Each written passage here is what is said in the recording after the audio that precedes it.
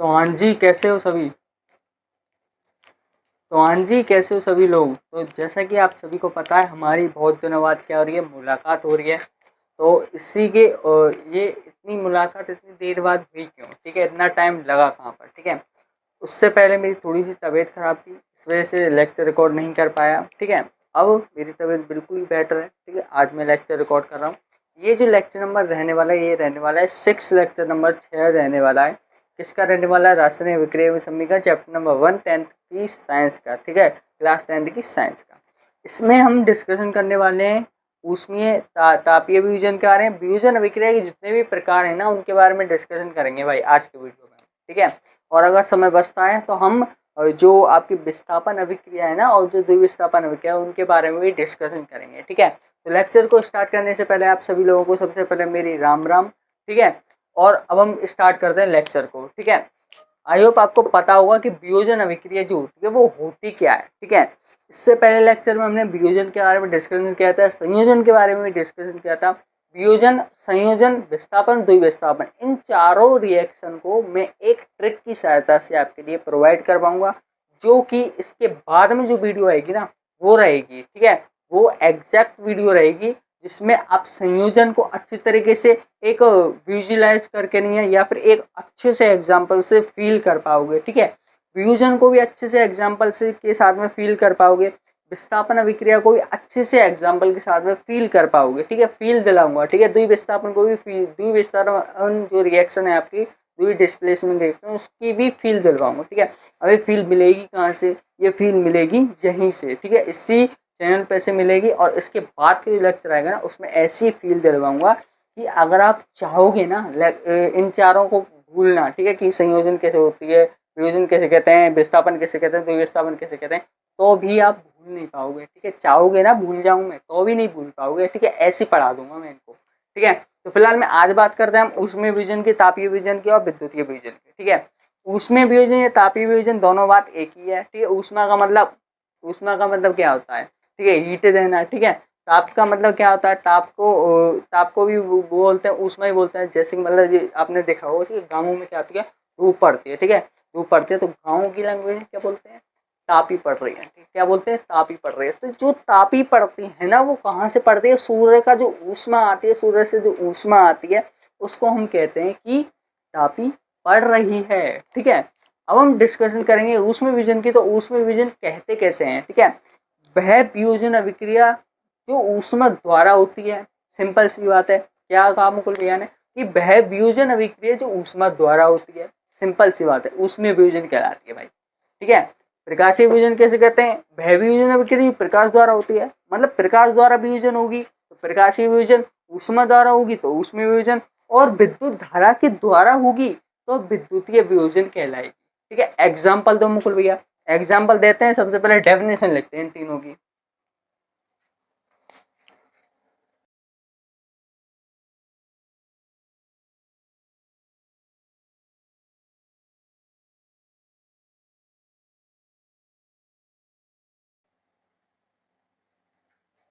Simple सी बात है, definition मैंने लिख दी है। डेफिनेशन क्या कह रही है? वे रासायनिक अभिक्रिया जिसमें वियोजन ऊष्मा द्वारा या ताप द्वारा होता है, ऊष्मीय वियोजन या तापीय वियोजन कहलाता है। सिंपल सी बात है भाई। प्रकाशीय वियोजन में वे रासायनिक अभिक्रिया जिसमें प्रकाश द्वारा वियोजन होगा, प्रकाशीय वियोजन कहलाएगी। और जिसमें विद्युत धारा द्वारा वियोजन होगा ना, वो कहलाएगी आपकी विद्युतीय वियोजन, या फिर विद्युत धारा द्वारा वियोजन होता है, ठीक है। अब हमने डेफिनेशन पढ़ ली, डेफिनेशन पढ़ ली। अब इसका एक एग्जाम्पल दे दो मुकुल भैया, ठीक है। आपके मन में आ रहा होगा कि एग्जाम्पल भी दो मुकुल भैया, ठीक है। तो थोड़ा सा सबर रखा करो, ठीक है। एग्जाम्पल भी देंगे, जरूर देंगे, ठीक है। एग्जाम्पल देखते हैं अब इसमें हम सबसे पहले।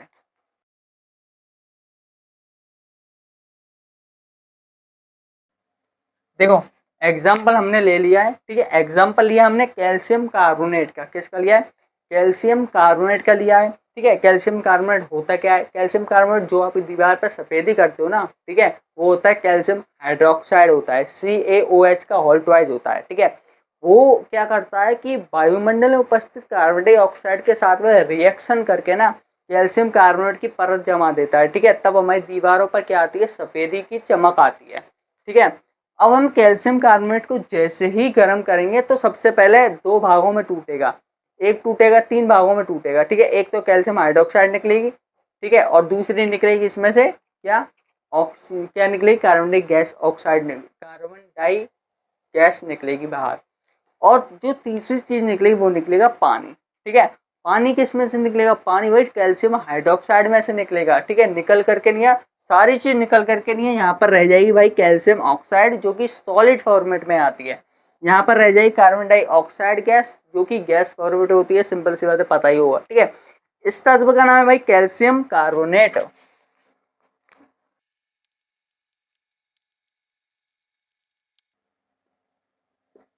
ठीक है।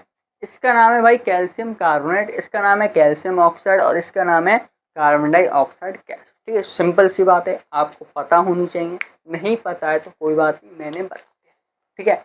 डरने की कोई बात नहीं है, 9th क्लास नहीं पढ़ी है कोई बात नहीं, मुकुल भैया है, सब संभाल लूंगा, ठीक है। संभालोगे कहाँ से, जब डेली लेक्चर लेकर के आओगे तब संभालोगे ना, ठीक है। आप में से कुछ अपवादों के क्या आ रहा होगा, मन में क्वेश्चन आ रहा होगा कि डेली लेक्चर लाता नहीं है, चला ये हमें कैसे बताएगा, डेली लेक्चर लाता नहीं है, ठीक है। कोई बात नहीं, कभी कभार प्रॉब्लम हो जाती है, ठीक है। लेकिन अब से अच्छे से लेक्चर आएंगे, है ना। पर वीक में क्या होगा, एक शेड्यूल मिल जाएगा, ठीक है। शेड्यूल नहीं मिलेगा तो मैं आपको बता देता हूँ, पर वीक में 3 वीडियो लेक्चर मिल जाएंगे आपको, 3 वीडियो लेक्चर मिल जाए करेंगे, ठीक है। 3 वैसे कोशिश करूंगा कि 4 मिले, ठीक है। लेकिन अगर किसी कारणवश रह जाता है चौथा तो आपको 3 वीडियो लेक्चर परमानेंटली मिल जाएंगे, अच्छे से मिल जाएंगे, ठीक है। अब हम एग्जाम्पल की बात करते हैं, प्रकाशीय वियोजन के एग्जाम्पल की बात करते हैं। प्रकाशीय वियोजन का एग्जाम्पल क्या होती है,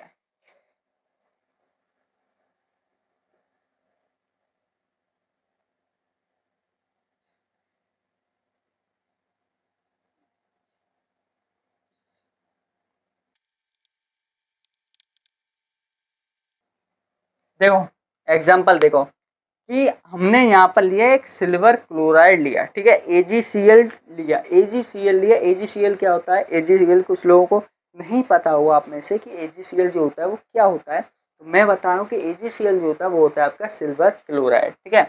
सिल्वर क्लोराइड को जैसे ही हम तोड़ेंगे प्रकाश की उपस्थिति में तो 2 चीजों में टूटेगा, एक टूटेगा सिल्वर में, दूसरा टूटेगा क्लोरीन गैस में, ठीक है। एक टूटेगा सिल्वर में, दूसरा टूटेगा क्लोरीन गैस में, ठीक है। क्लोरीन में टूटेगा, क्लोरीन क्या होती है, गैस होती है, ये सिंपल सी बात है। अब विद्युतीय वियोजन की बात करते हैं। विद्युतीय वियोजन में जब हम एग्जाम्पल की बात करते हैं ना, वो एग्जाम्पल लेते हैं हम, सिंपल सी बात है कि आपके घरों में डेली यूज होता है, ठीक है। क्या होता है, डेली यूज होता है। H2O जानते हो, H2O कैसे कहते हैं, अरे भैया हम तो जानते ही नहीं है H2O क्या होता है, ठीक है। H2O होता है आपके घरों में जो पानी होता है ना, उसका फॉर्मूला होता है H2, यानी कि 2 हाइड्रोजन का अणु एक ऑक्सीजन का अणु मिलेगा तब जाकर के जल का निर्माण करेगा, सिंपल की बात है। अब तो जान गए ना, अरे हाँ भैया हम अब तो जान गए, लेकिन थोड़ा सा कंफ्यूज हो जाते हैं, क्या करें, आपने कभी अच्छे से पढ़ा ही नहीं है हमें, ठीक है, इसलिए हम कंफ्यूज हो जाते हैं। कोई बात नहीं, अब पढ़ ले अच्छे से, ठीक है। जब हाइड्रोजन को और ऑक्सीजन को अलग करेंगे तो ये किस में टूटेगा, H2 + O2 में टूटेगा, ठीक है। H2 + O2 में क्या होगा, ये टूट जाएगा, H2O2 में क्या होगा, टूट जाएगा। अब यहाँ पर हाइड्रोजन जो था, H2O जो था, यहाँ पर क्या था, लिक्विड फॉर्मेट में था। भाई पानी कैसा होता है, जलीय अवस्था में ही तो होता है।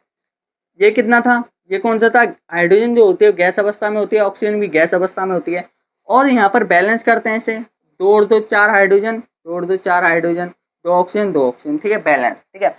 अब ये बताओ, मेरी समझ में ये नहीं आ रहा, सबसे पहले लिखो इसे जल, ठीक है, जल, और इसे बोले हाइड्रोजन, क्या है, हाइड्रोजन गैस, प्लस में ये क्या है, ऑक्सीजन गैस, गैस, ठीक है, लिख दिया अब हमने।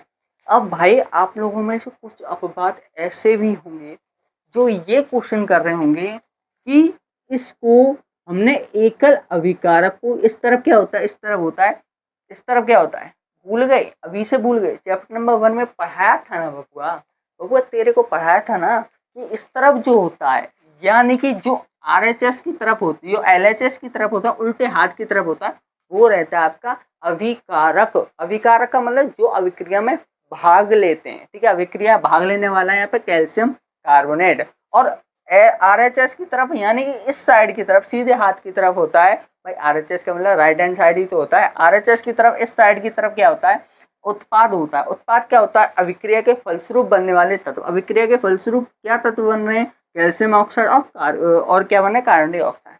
अब हमने इससे तोड़ा क्यों, जोड़ भी तो सकते थे। भाई एक बात बताओ, अब हमने कैल्शियम ऑक्साइड लिया था हमने, है ना, ऊष्म विजन का एग्जाम्पल भी दिया था, लेकिन वैज्ञानिकों ने इससे तोड़ा क्यों, जोड़ भी तो सकते थे। अरे भैया यार, हमें तो ये नहीं पता, हमें तो ये नहीं पता। तो गवार, बेवकूफ, इसमें एक चीज दिखाई दे रही है तेरे को, एक चीज सिमिलर दिखाई दे रही है। क्या क्या दिखाई दे रही है, फ्यूजन, फ्यूजन दिखाई दे रही है। फ्यूजन का मतलब मैंने क्या बताया था तेरे को, फ्यूजन का मतलब बताया था कि जब एक अभिकारक दो या दो से उत्पाद में टूटता है तो वो कहलाता है फ्यूजन। ठीक है, अब ऊष्मा द्वारा वियोजन हो रहा है, तो भाई ऊष्मा के जो अणु होंगे, ठीक है, जो ऊष्मा दी जाएगी किसी भी चीज में, तो वो जो अणु होंगे वो दो या दो से अधिक उत्पाद में ही तो टूटेंगे। तो दो या दो से अधिक उत्पाद ये रहे, एकल अभिकारक ये रहा, इसलिए एकल अभिकारक को तोड़ा जाता है, जोड़ा नहीं जाता। क्यों, क्योंकि वियोजन अभिक्रिया हमें तोड़ना बताती है, भाई हमें रिश्ते तोड़ना बताती है। ठीक है, जैसे कि एग्जाम्पल देते हैं, ठीक है, जैसे रिश्तेदार होते हैं ना, रिश्तेदार क्या काम करते हैं, रिश्तेदार जो होते हैं ना, रिश्तेदारों पर आता है आग लगाना, चुगली करना, घर तोड़ना। ठीक है, रिश्तेदार पर क्या होता है, आग लगाना, चुगली करना, घर तोड़ना काम होता है। वैसे ही करके फ्यूजन जो होती है ना, फ्यूजन जो रिएक्शन होती है, ये फ्यूजन जो अभिक्रिया होती है, उसका भी काम होता है आग लगाना और रिएक्शन को तोड़ना। यहाँ वहां पर जो रिश्तेदार होते हैं वो घर को तोड़ते हैं, यहाँ पर रिएक्शन जो होती है वो अभिक्रिया यानी कि उत्पाद को तोड़ती है। ठीक है, प्रोडक्ट को तोड़ती है। ठीक है, यहाँ पर इसने जो ये प्रोडक्ट बन करके तैयार हो रहा था, उसने क्या किया, तोड़ करके नहीं, कैल्शियम ऑक्साइड में और कार्बन डाइऑक्साइड में कन्वर्ट कर दिया, तोड़ दिया इसको। यहाँ पर भी सिल्वर क्लोराइड जो था वो तोड़ करके सिल्वर अलग कर दिया, क्लोरीन गैस अलग कर दी। यहाँ पर क्या होता है, हाइड्रोजन के जो दो जल के अणु थे, दो हाइड्रोजन का अणु थे, एक ऑक्सीजन का अणु था, जल के मिल करके क्या बनाए थे, खुशी खुशी खुशी रह रहे थे अपने परिवार में। लेकिन ना ना, रिश्तेदारों को देखा ना गया, रिश्तेदारों को देखा ना गया, यहाँ पर अभिक्रिया को देखा ना गया, वहां पर रिश्तेदारों को देखा ना गया, यहाँ पर अभिक्रिया को ना देखा गया। तो नहीं देखा जाओगे तो भाई तोड़े जाओगे। ठीक है, इसलिए कहते हैं रिश्ते को बचा लो अपने को। ठीक है, अभी भी मान जाओ, रिश्तेदारों की बातों में ना आओ और रिश्तेदारों से कहो अपनी dot dot dot dot dot करवाओ। ठीक है, तो यहाँ पर क्या है, H2O, H2O किस में तोड़ा, H2 में, और प्लस में ऑक्सीजन में तोड़ दिया। ठीक है, आई होप कॉन्सेप्ट क्लियर होगा। अब हम इसको रफ करते हैं और हम डिकम्पोजिशन रिएक्शन और कंपोजिशन रिएक्शन के बारे में डिस्कशन करते हैं। ठीक है, डिकम्पोजिशन रिएक्शन विस्थापन अभिक्रिया के बारे में डिस्कशन करते हैं, तो विस्थापन अभिक्रिया के बारे में डिस्कशन करते हैं और इसको हम रफ करते हैं सबसे।